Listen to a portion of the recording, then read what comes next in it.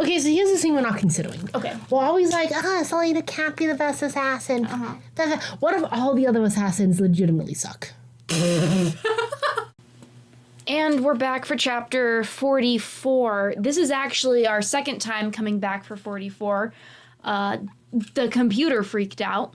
Luckily, we were only about 2 minutes in. I wasn't even done with the first of 17 pages. So this will be a long one, probably a 3-parter if I remember to pay attention to what time is on the recording. And I don't make this just a super long recording. Ready? Aye, Captain. Great. Chapter 44. Dorian, I also thought this was Kale before. Dorian stared at the odd spiral staircase. Selena had found the legendary catacombs beneath the library. Of course she had. If there were anyone in Aurelia who could find something like that, it would be Selena. He'd been just about to go to lunch when he'd seen Selena strut into the library, a sword strapped across her back. Perhaps he would have let her go about her own business were it not for her braided hair. Selena never tied her hair back unless she was fighting, and when she was about to get messy. Cool that he knows that. It wasn't spying, and it wasn't sneaking. Dorian was merely curious. He followed her through, again with the self-rationalization. He followed her through long forgotten... So wait, she doesn't even know she's being followed? Sama's greatest assassin of all. Wow. So does he know what's down here? So, always staying far behind, keeping his steps silent as Kael and Brulo had taught him years ago. He'd followed until Selena had disappeared down the staircase with a suspicious glance over her shoulder. Yes, Selena was up to something, and so Dorian had waited 1 minute, 5 minutes, 10 minutes before following her, to make it seem like an accident if their paths crossed. And now, what did he see? Nothing but junk. Old parchment and books tossed around. Beyond was a second spiral staircase, lit in the same manner as the previous one. A chill went through him. He didn't like any of this. What was Selena doing? As if an answer, his magic screamed at him to run in the opposite direction. Bet he's not going to listen. Dashed to find help. But the main library was a long way off, and by the time he could get there and back, something might happen. Something might already have happened, ellipsis. Dorian quickly descended the staircase and found a dimly lit hallway. I thought magic had left this wall, then. Yeah, that's why it's so weird that he has magic. Oh, okay. It's making a comeback. It's making a comeback, kid. Also, nothing is truly gone in this world. It's all propaganda. Gone doesn't mean gone. Gone doesn't mean gone. Dorian quickly descended the staircase and found a dimly lit hallway with a single door left ajar, 2 marks written on it in chalk. When he saw the cell-lined hallway beyond, he froze. The iron reeked somehow, and made his stomach turn. It reeked somehow? Maybe the somehow is because it's stinky. You could have at least said reeked of something. That was just terrible. Selena? He called down the hallway. No response. He did, after all, wait 10 whole minutes before going down there. Selena? Nothing. He had to tell her to get out, whatever this place was. So what, is it going to be like his magic that causes that like voice in her head that says, oh, you better get away, that she instantly doesn't listen to? I thought that was just all gut instincts. But it could be him. It could be. He had to tell her to get out, whatever this place was. Neither of them should be here. Even if the power in his blood wasn't screaming, he would have known. He had to get her out. Dorian descended. Oh, he descended all right. Descended the staircase. Selena half ran, half jumped down the stairs, getting away from the interior of the clock tower as fast as she could. Though it had been months since she had encountered the dead during the duel with Cain, the memory of being slammed in the dark wall of the tower was still too near. Oh, the fight was at the clock tower, apparently. Oh, I don't remember that. I don't remember that. I do vaguely recall that there was a wall. I don't remember that. Mm-hmm. The encounter with the dead during the duel with Cain, the memory of being slammed into the dark wall of the tower was too near. She could see the dead grinning at her and recall Elena's words on Samhain about the 8 guardians in the clock tower and how she should stay far from them. Some human. Her head ached so badly she could barely focus on the steps beneath her feet. What had been in there? This had nothing to do with Gavin or Brannon. She'd been wrong. Look at that. She was wrong with her jumping to conclusions. Maybe the dungeon had been built then, but this, all of this, had to be something to do with the king. Oh, it just has to be because it's so terrible. Because he had built the clock tower, built it out of, obsidian the gods forbade, and stone they deeply feared.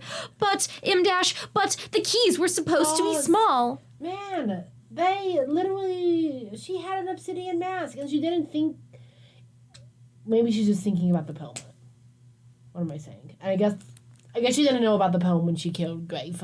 But it's like, oh, obsidian, huh? And she... No, this poem is from, like, before Grave. Oh, it was? Yeah, pretty sure. I feel like this is a very old poem. No, I think it's the Ward Gate poem. Oh, no, I think you're right. Wait, when did I read it? I feel like this is an older poem. I'm trying to flip through the pages to see if I can see a poem, but... The point being, if she knew about the poem, it seems like they call it obsidian specifically, and then she just wears an obsidian mask and doesn't comment on it at all. That's all I was saying. But I actually think the poem comes after the mask wearing. You think this was from the big poem? I feel like we learned it way long ago. Oh no, it wasn't that poem. Wow. Obsidian the gods forbade and stone the deeply feared. Okay. And we read pages. It was a long time ago, I'll admit. That was a hefty number of pages back. Not mammoth like the clock tower. Come on. Mammoth? They were she thought mammoth. the keys were supposed to be small. Demons made these keys, my lady. Well, she just hears keys and she thinks about a key, you know? Mm-hmm. Not a metaphorical key. Not just a key that's a key because it's a part of a greater whole. That expression, no, duh. Not mammoth, like the clock tower, not Selena hit the bottom of the clock stairs and froze as she beheld the passage that contained the destroyed cell. The torches had been extinguished. She looked behind her toward the clock tower. The darkness seemed to expand, reaching for her. She wasn't alone. Clutching her own torch, keeping her breath steady, she crept along the ruined passage. Nothing, That's a lot of M-dashes on this page. No sounds, no hint of another person in the passage, but, halfway down, she stopped again and set down the torch. It immediately went out because she was no longer touching it. Halfway down, she grabbed the wall, wiggled up and down, and make her torch. She set down the torch. She'd marked all the turns, counted her steps as she came here. She knew the way in the dark. So she also knows her exact paces, too. Like, how far her paces are and how consistent she is with her paces. Which, sure, she hasn't brought that up before. God forbid you ever bring something up before it's relevant, Mom. Also, you assume that being in the dark will be better for you? You can't see in the dark, Selena. No reason to assume that whatever else is down here, which is potentially magic, also can't see in the dark. She knew the way in the dark and could find her way back blindfolded, and if she wasn't alone down here, then her torch was a beacon, and she was in no mood to be a target. She put out the torch with a grind of her heel. I thought it already went out. No, I said that. Oh, damn it. She just put it down, and then I said it went out because she wasn't touching it anymore. I thought you added she wasn't touching it anymore. No. Not that. But the fact that she just grinds it out with her heel, pretty small torch. It had burned down. That's complete darkness. Calm, not come, calm. She lifted Damaris higher, adjusting to the dark. Only, it wasn't wholly black. A faint glow issued from her amulet. She better leave that behind too, also a beacon. M-dash, a glow that allowed her to see only dim shapes, as if the darkness were too strong for the eye. The hair on the back of her neck rose. The only other time she'd seen the amulet glow like that, ellipsis, chapter 14. Oh. Because it glowed in chapter 14. We'll see. What time is it? I'm going to say it's with Davis. Did it glow with Davis? Yeah, I think so. Oh, I completely forgot. Feeling along the wall with her other hand, not daring to turn around. What was the only other time she... It doesn't say. Oh. But it happened in chapter 14 for sure. Yeah, it did. Word soup. Not daring to turn around.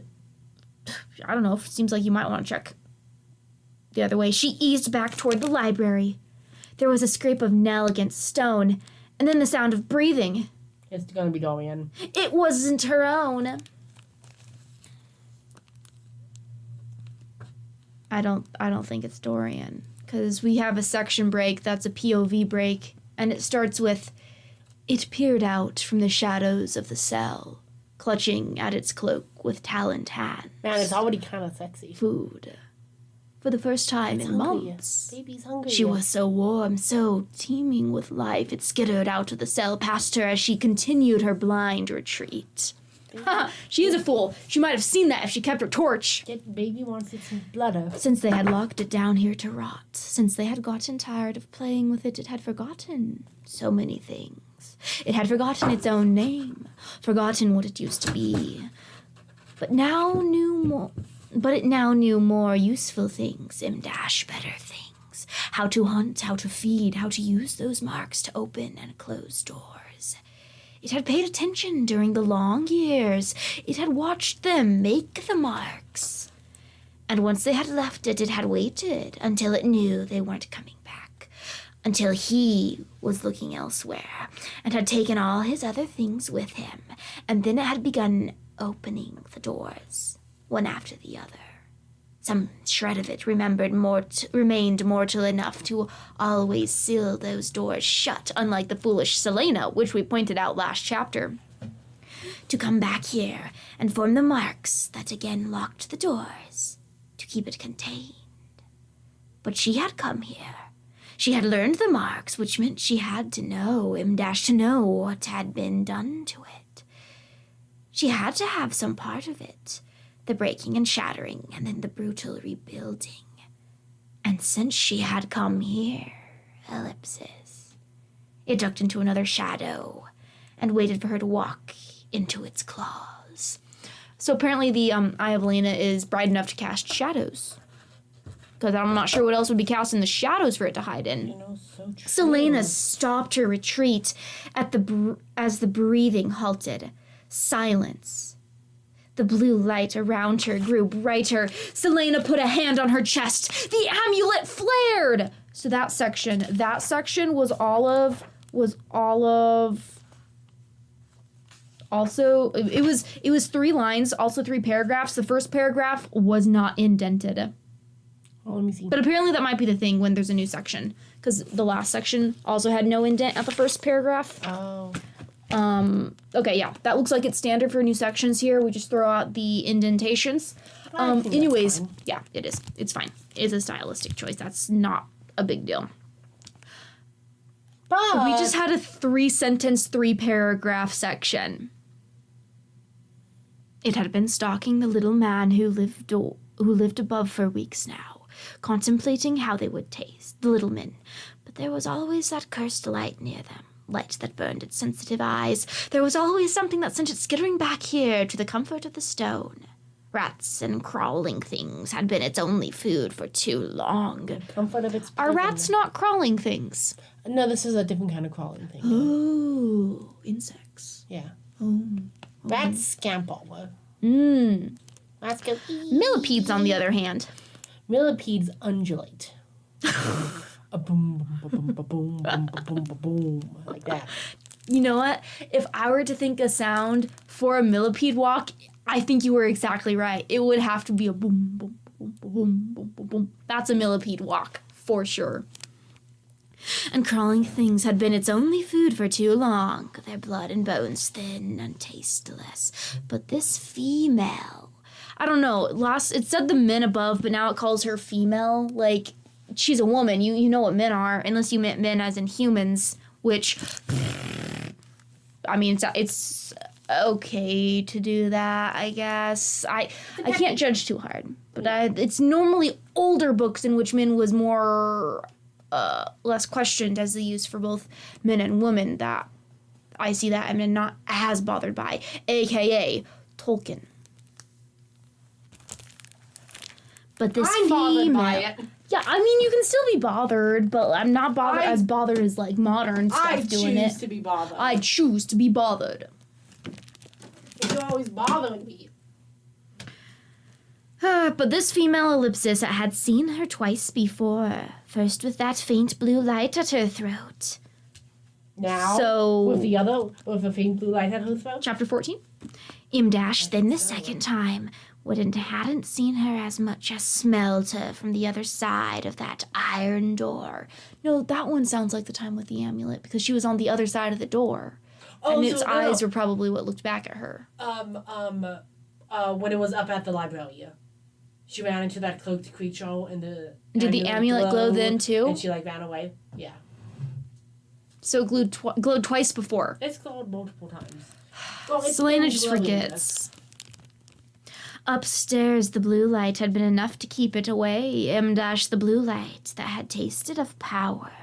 But down here, down in the shadows of the black, breathing stone, the light was diminished. Down here, now that had put out the torches she'd ignited, there was nothing to stop it, and no one to hear her.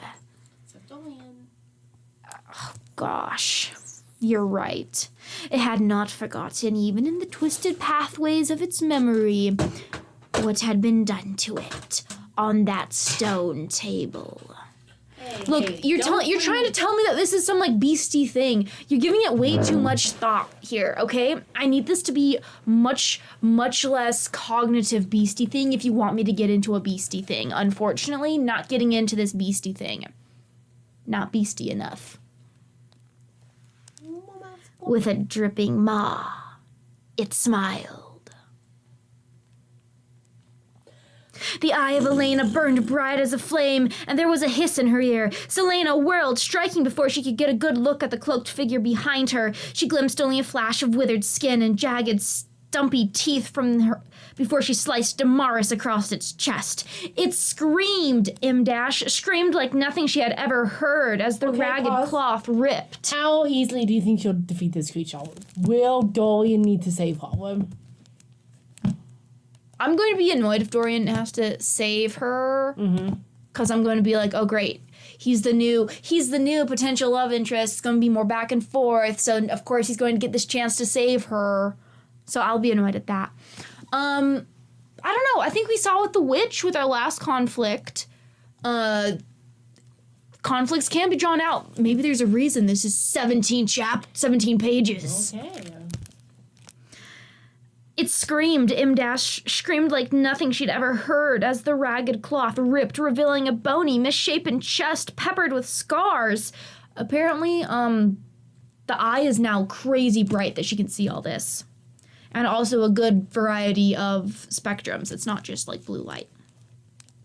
It slammed a clawed hand into her face. Why do you think that? Because it could just be blue light and you can still see stuff. You just won't be able to see what color they are. Yeah, but I mean, it'll be pretty bright, I feel like, to, like, see all of this. You know? You don't need to have multiple spectrums for that. Okay, you don't, but I take it back. Okay. It doesn't need to have multiple spectrums, but, like, it doesn't have to have a wide spectrum, but, like, it needs to be pretty bright for her to see this. Yeah, this is true. I'll agree to that. It slammed a clawed hand into her face as it fell, its eyes gleam. Is it falling forward? Because, I mean, if you're falling backwards, I feel like it's hard to get a good punch in, I feel like. But you know what? Who am I to judge? It's got really long arms and solid delts. I thought you were going to say the deltoid's not used in punching, and I'd be like, I have no idea. No, I was just putting my pencil down. As it fell, its eyes gleaming from the light of the amulet, an animal's eyes capable of seeing in the dark. That timpetum lucidum. The person, creature, from the hallway, from the other side of the door. She didn't even see where she had wounded it as she hit the ground. Blood rushed from her nose and filled her mouth. She staggered into a sprint. So she hit the ground and immediately is staggering into a sprint, back toward the library. She leapt over fallen beams and chunks of stone, letting the eye light her way, barely keeping her footing as she slipped on the stones. She has no choice but to let the eye light her way, thank you very much. The creature barreled after her, tearing through the obstacles as if they were no more than gossamer curtains. It stood like a man, but it wasn't a man. No, that face was something out of a nightmare, and its strength to be able to shove aside those fallen beams as though they were stalks of wheat. Ellipsis. The iron door had been there to keep this thing in, and she had unlocked all of them. Yeah, Selena. Yeah, exactly what we said last chapter. Your big foolish mistake. I am vindicated. We'll probably split at the next section break, just to give people a heads up. She dashed up the short stairway and through the first doorway as she... the short stairs, not stairway and doorway. That would have been a bit funny. As she veered left, it caught her by the back of her tunic. The cloth tore. Good thing she wears tearaway garments. Selena slammed into the opposite wall, ducking as it lunged for her. Damaris sang, and the creature roared, falling back. Black blood squirted. Of course it's black. You've got blue light. Black blood squirted from the wound across its abdomen. Squirted? So, okay. If the wound is across the abdomen, and we're not saying it's going deep enough to, hit any, visceral things, which I'm not sure would be, spurting out, it's not normal human anatomy, I think. Well, I guess I'm imagining too much spurting. It could be, a little spurt. Okay, a little spurt totally could happen. Take it back. It could be a little spurt. A little spot.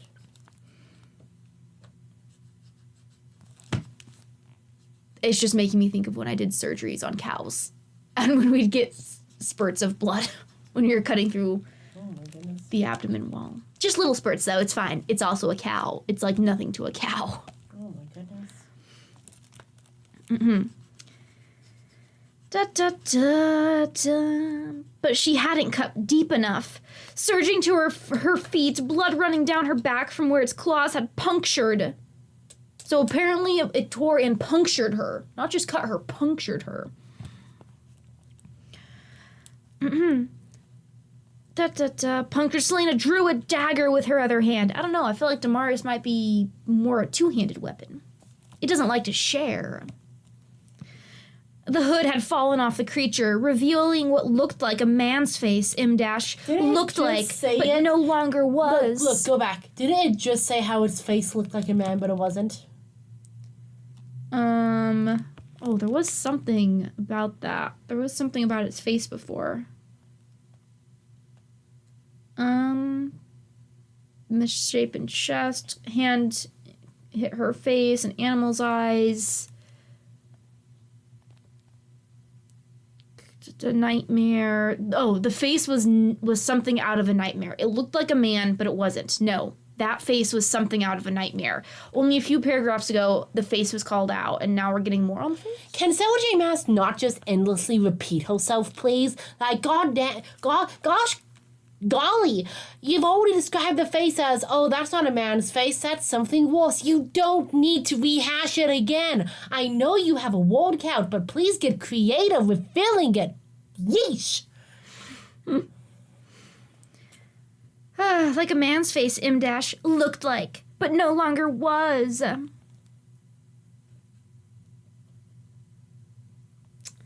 His hair was sparse, hanging off his gleaming skull in clumpy strings. Oh, so she can see his skull now. Well, she can see its head. It's not actually its skull as in bone, I'm sure. Don't take it so literally, my dear. In clumpy strings on his lips, ellipsis, there was such scarring around his mouth as though someone had ripped it open and shown it shut, then ripped it open again. The creature pushed a gnarled hand against its abdomen. abdomen, panting through those brown, broken teeth as it looked at her. M- looked at her with such hatred that she couldn't move. Not hatred, just hangry. It was such a human expression. Ellipsis. What are you? She gasped, swinging to Maas as she took another step back. It suddenly began clawing at itself, tearing at the dark robes, pulling out its hair, pushing against its skin as if it could reach it and rip something out. And the shrieks it made, the rage, the despair. Ellipse, M dash. The creature had been in the castle hallway, which meant, ellipsis, this thing, this person, M dash, it knew how to use the word marks too.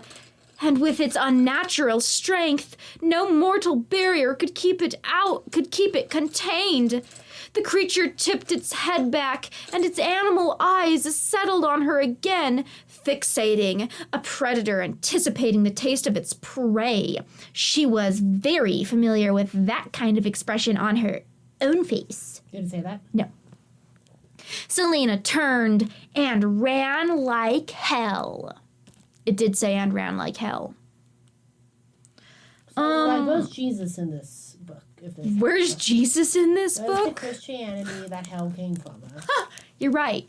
You're right. They've got a lot of damn and hell, so they've got that going. I mean, you have your Maas. Clearly, there was two big religions, and they were like, well, fighting over this holiday. And the king of Ottoland at the time was like, enough!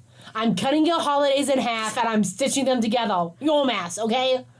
If there's one more fucking petition, I'm going to remove freedom of religion. That's all I can say.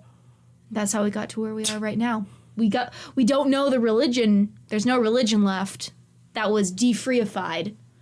But we still got the profanity. That's an excellent spot to end after that excellent look at hell and Yulmas. All right, well, let's...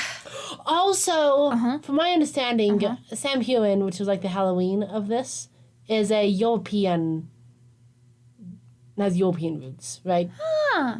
And with your Maas and Chris Maas and your Maas, don't even tell me that this isn't supposed to be like a white, but based on like Europe or something. The way it is, this is not written to be like, actually they don't say the skin colors of people, so you can't just assume they're white. Which is true. You can't just assume. But except it's fantasy, and we know what the expectation is for fantasy. And like the little bits of it are definitely European, so... Yeah. And the skin color that's called out is non-white.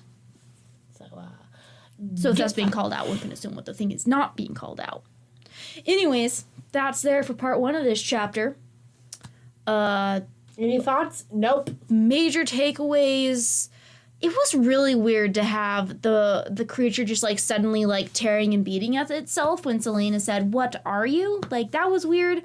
I could see how that could be worked in and be like, oh, it's like, tormented. It's tormented. It doesn't like what it's become or whatever. It felt really weird. Yeah, I honestly thought it was going to like tear at itself and then die right then. Because like, whatever, Gavin's sword always hits right or whatever. Yeah. I really expected to kill overall. And it's like, oh great. Another good opportunity of sabotaging the stakes. So, but supposedly it might still chase after her. We'll have to see. Let's go ahead and find out. Rest of y'all will have to wait a day. So sorry about that.